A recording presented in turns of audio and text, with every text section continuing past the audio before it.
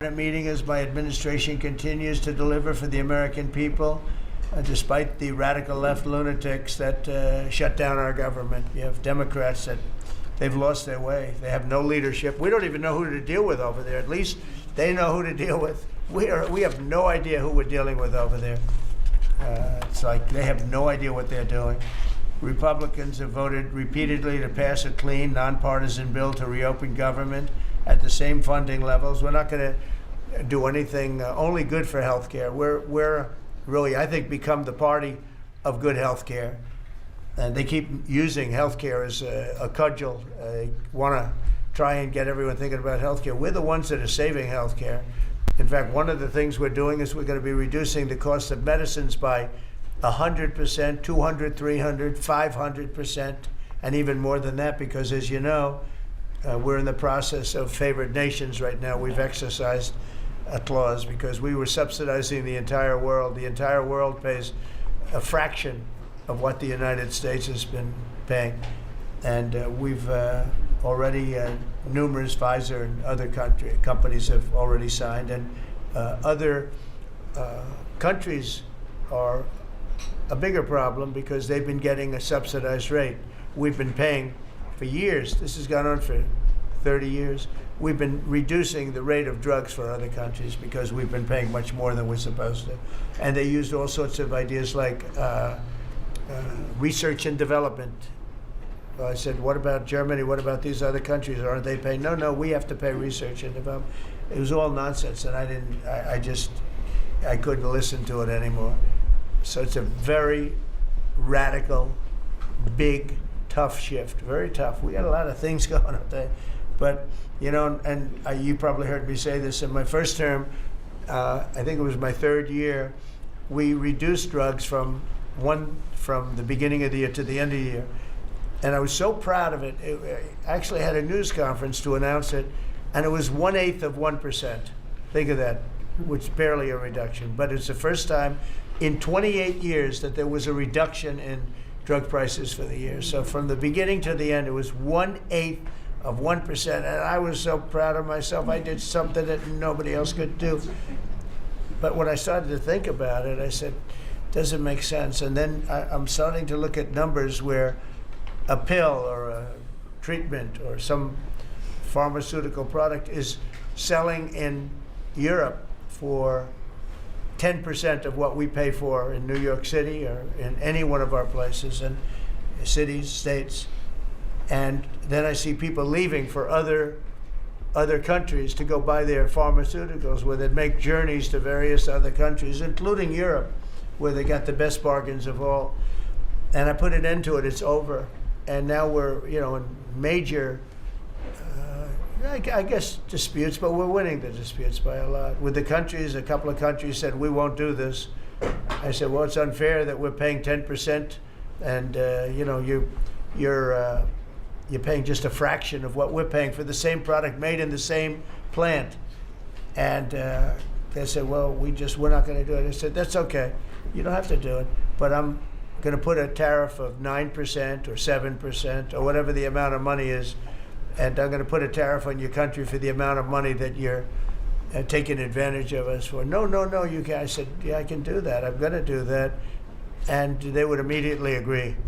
And I'd make the tariff substantially more than the number we're talking about. And they would immediately agree. So we have the consent, I think, Bobby, of every country, essentially.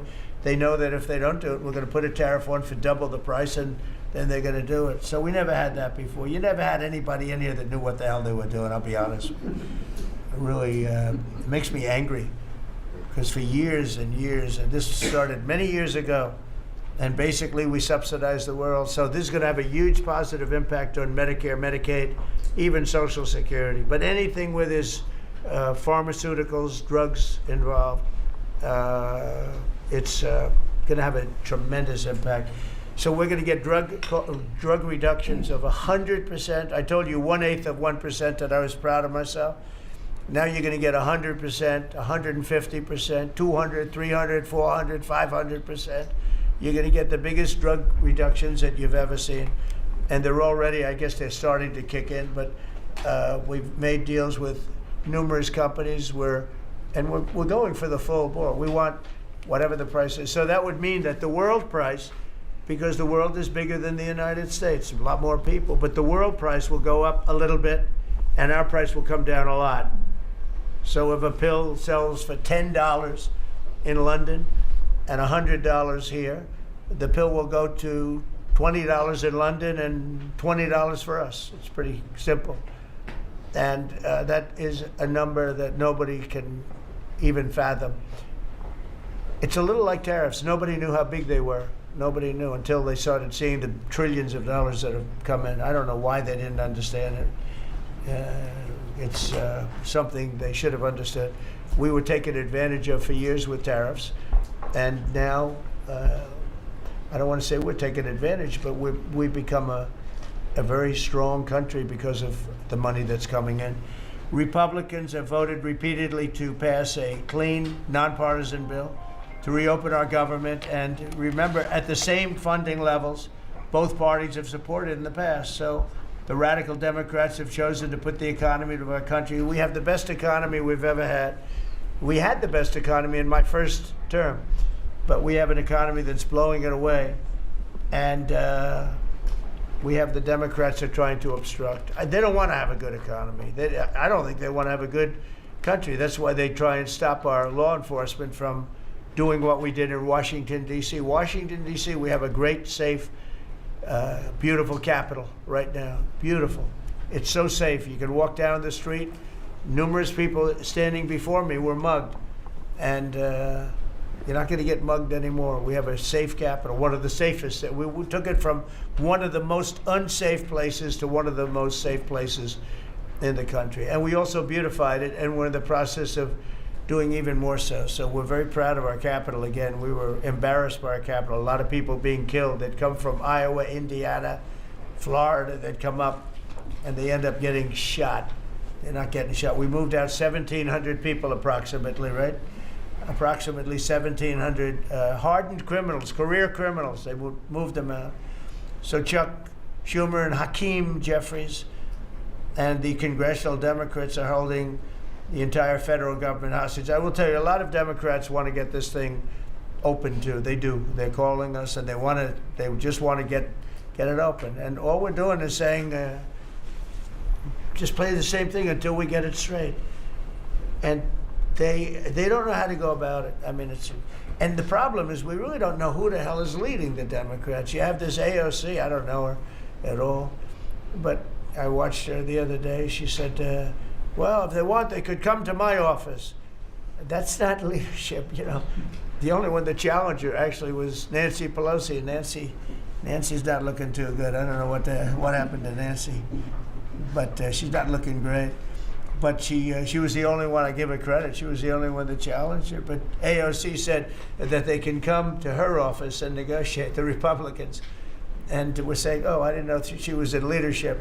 But she's taking Hakeem Jeffries' place, and Schumer's afraid that she's going to run against him. And right now, I don't know. It can change. Life is crazy, right? But right now, he can't beat. I don't think he can beat anybody. So he'll lose in a primary. I would say he'll retire before he loses in a primary. So I think Schumer's going to retire because he can't beat anybody. His polls are so bad. Meanwhile, the Democrat shutdown is causing pain and suffering for hardworking Americans, including our military, our air traffic controllers, and impoverished mothers, people with young children, people that have to live not the greatest of lives. But we're doing so many tax cuts. We've cut their taxes. The great big beautiful bill, we've cut their taxes at levels that nobody's ever seen. I mean, no tax on tips, no tax on Social Security, no tax on overtime. It's been a great thing for a lot of people. They're doing great. Despite all of the damage that it's caused, the shutdown has been, pretty damaging. I mean, it's not yet because it's early, but it gets a little bit worse as it goes along. And we'll be making cuts that will be permanent. And we're only going to cut Democrat programs. I hate to tell you. I guess that makes sense. But we're only cutting Democrat programs. But we're going to start that, and we have Russell can talk to you about it if he wants to, but we'll be cutting some very popular Democrat programs that aren't popular with Republicans, frankly, because that's the way it works. They wanted to do this, so we'll give them a little taste of their own medicine. But Chuck Schumer proclaimed this morning that every day gets better for them. No, every day it's actually getting worse for them. And they're having a rebellion in the Democrat Party because they want to stop. And if you saw all of Schumer's, I watched last night like 10 different times over the years, he said, you can't shut down government, you can't shut down, and now he's the one that shut it down. So this is a confession that he's acting not to serve the people, but to serve the partisan interests of his party. And I don't think he's serving them well because they're way down. Look, they just lost an election in a landslide. You know, it was interesting. I watched Kamala. It was a sad figure. I watched her the other day saying the election was very close. I said, no, the election was a landslide. We won the popular vote by millions. We won the Electoral College by, I think, 312 or 315 to 220 something. But there's another one that we won that's probably, that's why when you see the maps are completely red.